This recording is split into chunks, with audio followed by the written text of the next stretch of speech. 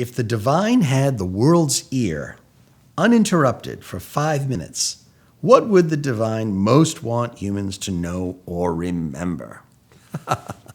Wow, so many places you could go with that.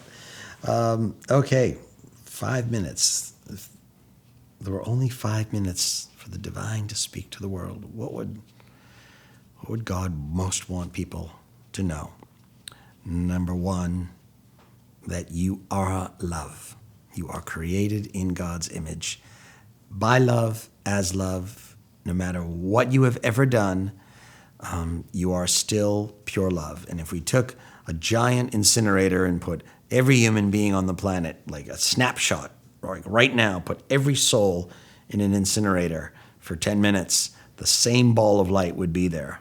Everyone is the same beautiful light, regardless of the trappings of your body, your experiences, your choices and actions, the crimes you committed, the great deeds you've done.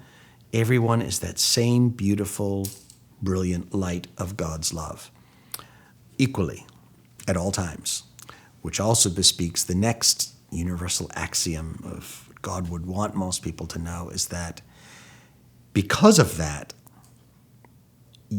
nobody can ever fall from grace in God's eyes, no matter what you choose or do. That is not a condoning of non-loving acts and choices and evil acts, but it is still a statement of truth. God's love, that is the very meaning of unconditional love, that God adores and loves every single one of his, her children the same, infinitely, at all times, regardless of anything you've ever said, thought, done, or felt at any time, conscious or unconscious, waking or sleeping. And because of that, that is a great inspiration, hopefully, to everybody to see yourself and love yourself as that. If God loves me and sees me that way all the time, no matter what I do, then that's my inspiration for me to hold myself that way.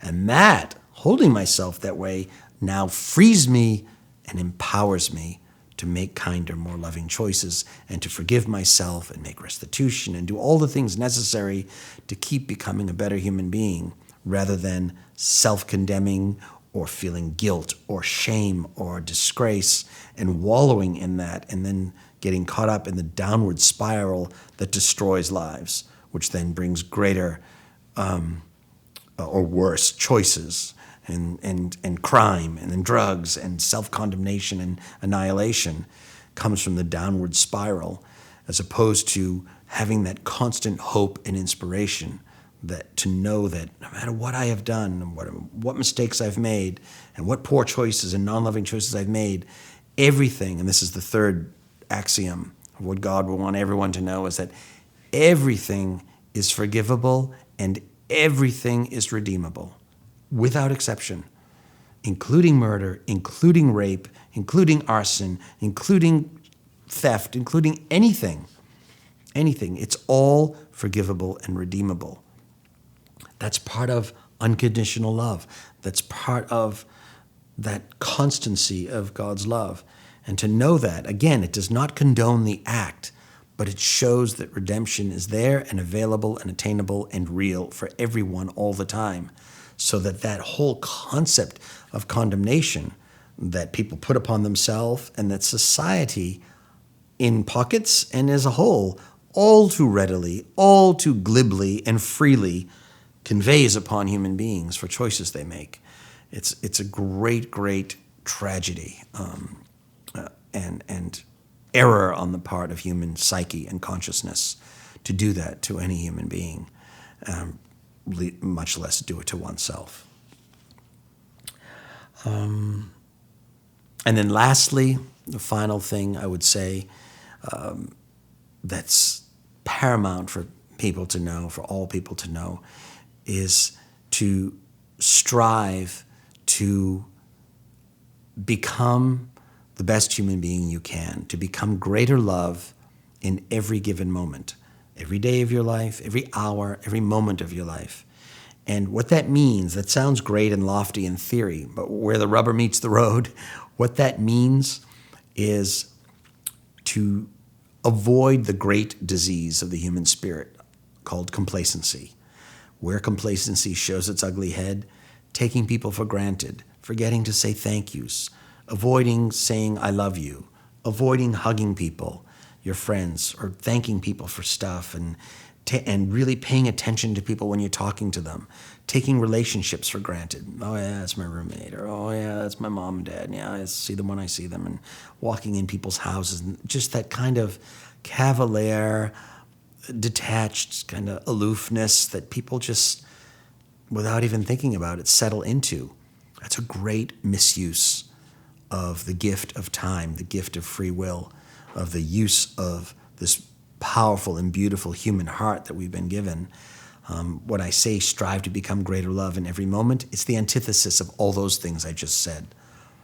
So striving to become greater love in every moment means to constantly be refining your speech, to speak more beautifully and eloquently, to refine your grammar, to refine the way you write, to refine the way you carry your body and clean it and house it and take care of it, to refine the way that you eat and nourish your body, refine the way you exercise, refine the way you treat people, make it better and kinder every time you can.